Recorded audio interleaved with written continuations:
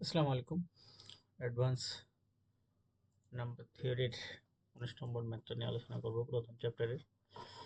দেখেন, বলছে যে ৭,৪৯৭ এর প্রেক্ষিতে, হ্যাঁ, এত এর প্রেক্ষিতে, হ্যাঁ, এই কথাটা ইম্পর্টেন্ট কিন্তু, হ্যাঁ, কোনটা প্রেক্ষিতে, যেটার প্রেক্ষিতে বলবে সেটা নিচেই হবে, হ্যাঁ। ৪,৯৯৫ দ্বিঘাত বৈশিষ্ট্য কিরূপ হবে সেটা আলোচনা করতে হবে, হ্যাঁ। এটার মানে সে সমাধান যোগ্যতা টাইপেরই, হ্যাঁ।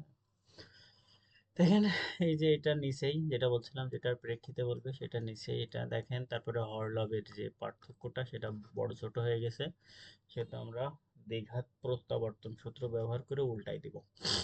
উল্টাই দিয়ে কি করব, যে এইটা দিয়ে এইটার ভাগ করব, তাই না?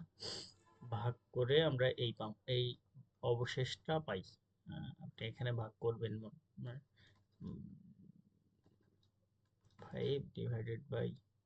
5/7/497, করলে আপনি দেখবেন যে আপনি এখানে একবারই যাবে হয়তো, হ্যাঁ। একবার দিয়ে আপনি এই যে এই অবশেষটা পাবেন এখানে, হ্যাঁ, 2502। তারপর অবশেষটা নিয়ে আপনি কি করবেন, গুণনীয়ক আকারে নিয়ে আসবেন। ঠিক আছে, গুণনীয়ক আকারে আপনি প্রথমে 2 দিয়ে ভাগ দেবেন, হ্যাঁ, এখানে একটা ভ্যালু পাবেন, ঠিক আছে, 12501। আবার 3 দিয়ে ভাগ দেবেন 4, ঠিক আছে, 1 এরকম পাবেন, ঠিক আছে। পাবেন আপনি যে 3 পাবেন, 3 এর স্কয়ার পাবেন, এটা পাবেন, তাই না? তাহলে এইটারে আপনি আবার ভাঙাই দেবেন, হ্যাঁ, সেই এই সূত্র দিয়ে।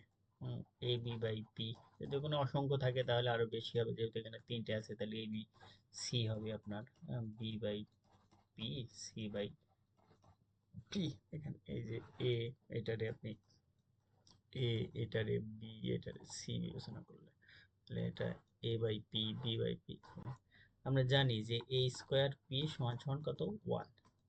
তাহলে এইটার মান সরাসরি আমরা 1 বসাই দিতে পারি, হ্যাঁ। এটা যেহেতু আলাদা করেছে, আমরা আলাদা করে করতে পারি। দেখেন, এটা প্রথম অংশটুকু নিয়েছে এরা, হ্যাঁ। প্রথম অংশটুকু আমরা জানি যে 2/p যদি আকারে থাকে তাহলে হবে p+1/4, তাই না? -1 টু দি পাওয়ার এটা, তাহলে এই যে এটা p+1/4। যদি ক্যালকুলেশন করেন আপনি 1245 পাবেন, যেহেতু বিজোড় তাহলে মাইনাস আছে, তাহলে এটাও মাইনাস হবে। সেম প্রসেসে দেখেন এটার মান 1 হবে, যেটা আমি আগেই অ্যাডভান্স বলে ফেলছিলাম এই যে এই সূত্র দিয়ে। তারপরে আবার দেখেন এই যে 139 যেটা, এটাই তার কোনো ফর্মুলা পড়ে না, তাহলে আবার আমরা প্রত্যাবর্তন সূত্রে যেয়ে চলে যাব। এই যে প্রত্যাবর্তন সূত্রে যেয়ে কি করব, উল্টাই দিব, উল্টাই দিয়ে এখানে মাইনাসটা আসবে, হ্যাঁ। এই মাইনাসটা আসছে কিসের জন্য বলেন তো? প্রত্যাবর্তন সূত্রে কিছু মাইনাস আসছে, কিছু আসছে না, হ্যাঁ। এটার কারণ হচ্ছে যে এই ফরম্যাট 304 দিয়েও যাবে, আবার 3 দিয়ে যাচ্ছে, হ্যাঁ, একই ভাগশেষ পাওয়া যাচ্ছে, যেহেতু আমরা মাইনাসটা নিব এখানে। তাহলে এটা নিলে আপনি আবার সেম প্রসেসে কি করবেন, এটা 4995 রে 139 দিয়ে ভাগ করবেন। ভাগ করলে আপনি ভাগশেষ পাবেন 130। এই যে 130, 130 রে সেম প্রসেসে আপনি আবার উৎপাদকে করবেন, হ্যাঁ। 2 করলে এখানে আছে 6 5 65, 2 থাকে, 5 থাকে আর 13 থাকে, হ্যাঁ। সেম প্রসেসে আপনি আবার এ বি সি আকারে ভাঙাবেন, হ্যাঁ। এটারে এ, এটারে বি, এটারে সি আকারে ভাঙালেন। তাহলে দেখেন প্রথম অংশটুকুর জন্য আপনি আবার সেই ক্যালকুলেশন পেয়ে যাবেন কিন্তু, হ্যাঁ, 2/p এই ফরম্যাটে। তাহলে দেখেন 2/p এর জন্য এই যে এই ফরম্যাট করে আপনি এই যে -1 পেলেন। আবার 5 কত, 129, হ্যাঁ। তাহলে সেম প্রসেসে আপনি যেহেতু একটা স্ট্যান্ডার্ড ফরম্যাটে যেতে পারেননি, তাহলে আপনি আবার কি করবেন, প্রত্যাবর্তন সূত্র লাগাবেন। প্রত্যাবর্তন সূত্র লাগালে আপনি এখানে কি পাচ্ছেন, 1 পাচ্ছেন। আবার সেম প্রসেসে আপনি কি করবেন, এই যে 13 এটা, এটারও আপনি প্রত্যাবর্তন করলেন।